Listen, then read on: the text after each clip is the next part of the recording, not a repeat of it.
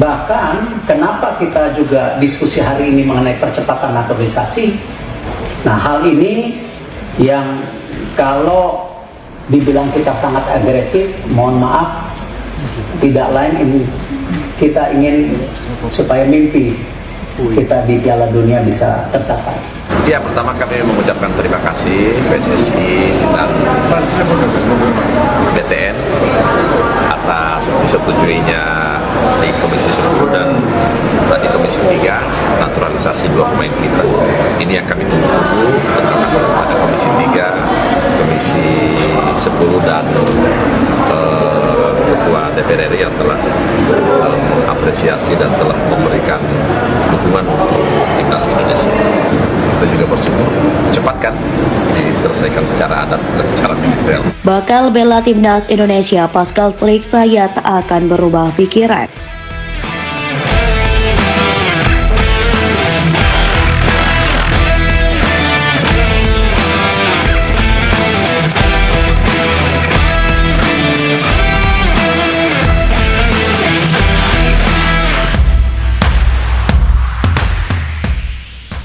Nah, karena program yang didukung oleh pemerintah dan tentu semua supporter sepak bola, apakah pembelian merchandise, sponsor ini sebuah momentum yang tidak pernah dipikirkan terlepas daripada roadmap yang kita sudah paparkan kepada waktu itu kepada FIFA.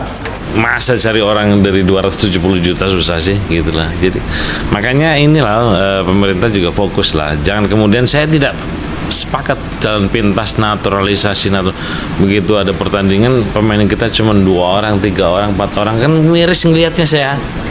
Kalau menang pun kita girohnya beda gitu. Wah, ini mau naturalisasi semua gitu. Setahun, 2 tahun, 3 tahun untuk evaluasi mereka yang dinaturalisasi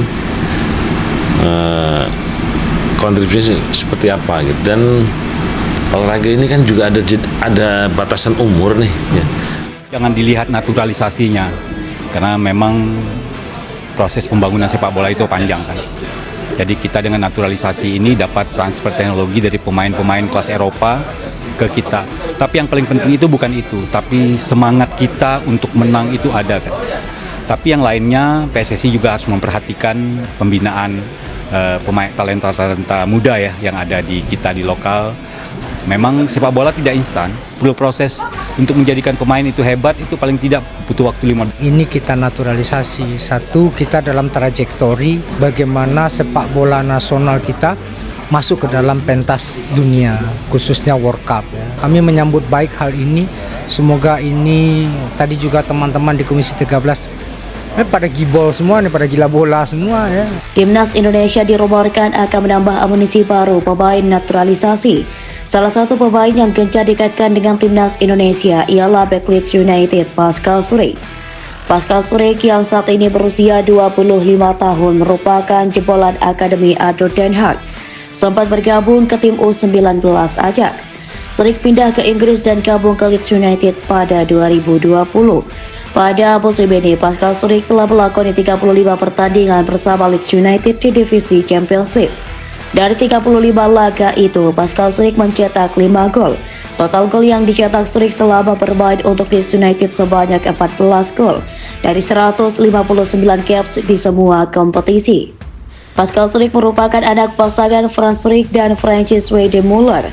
Struijk ada kedua dari 3 bersaudara. Sang kakak Casper Struijk juga berprofesi sebagai pesepak bola, meski di level amatir. Kakek dan nenek Struijk merupakan orang asli Indonesia yang hijrah ke Eropa pada masa kolonial Belanda di Indonesia. Pascal Struijk sendiri lahir di Belgia dan ia punya kans untuk membela Red Devils, julukan tim nasional Belgia. Ayah Pascal Struijk, Frans Struijk, sempat mengatakan bahwa anaknya telah dihubungi ex-pelatih Belgia Roberto Martinez. Martinez meminta Pascal untuk membela Belgia berdasarkan asas ius-soli, ucap Frans. Untuk informasi, ius-soli ialah asas kewarganegaraan yang menentukan kewarganegaraan seseorang berdasarkan tempat kelahirannya.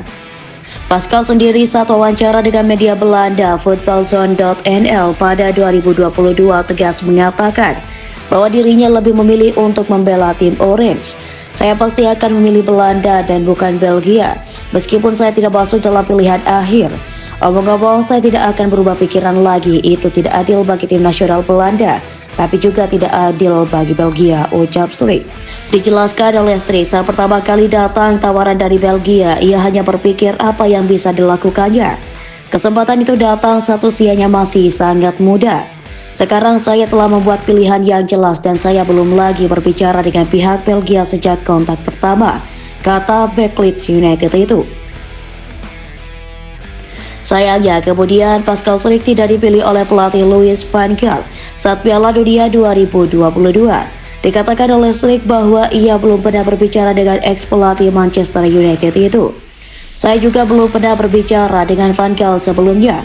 Saya hanya berbicara dengan manajer tim, Fernando Arrabal. Ia memberitahu saya dan berbicara kepada saya untuk menanyakan beberapa hal, kata Struijk. Mereka tidak mengatakan posisi apa yang mereka pikirkan untuk saya. Saya pikir mereka hanya memutuskan di mana saya paling cocok lewat video sambungnya. Cerita ayah Pascal Struijk. Pascal Struijk sejak kecil sudah jatuh cinta dengan sepak bola. Bersama sang kakak, Kasper, keduanya sudah bermain bola dari usia dini. Sang ayah, Francis, mengaku bahwa Kasper dan Pascal sama-sama berkarir di sepak bola. Meski di awal-awal Pascal Struijk tak dilirik oleh pemandu bakat, justru sang kakak yang sempat dilirik oleh sejumlah pemandu bakat di Belanda. Namun jalan karir Pascal dan Kasper kini bak langit dan bumi.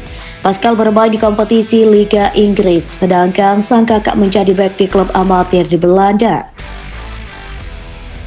Sang ayah Frans sempat mengutarakan bahwa ia tak pernah menduga anak keduanya, Pascal Struijk, jadi pemain profesional. Bahwa anak-anak mencapai prestasi tertinggi di olahraga merupakan hal yang istimewa, tetapi itu juga normal. Tentu saja kami tidak menyangka dengan semua ini, ucap Frans seperti dilansir dari headcoachingonline.nl Rabu 23 April. Kedua anak laki-laki saya sangat atletis dan memiliki bakat yang dibutuhkan. Kasper memiliki lebih banyak bakat di alam, sedangkan Pascal sangat terinspirasi dengan Kasper. Ia jadi panutan bagi Pascal, ungkap Frans. Diceritakan oleh Frans, seorang pemandu bakat dari Sparta Rotterdam sempat melirik kedua anaknya. Namun Frans saat itu berpikir bahwa usia Pascal masih terlalu kecil.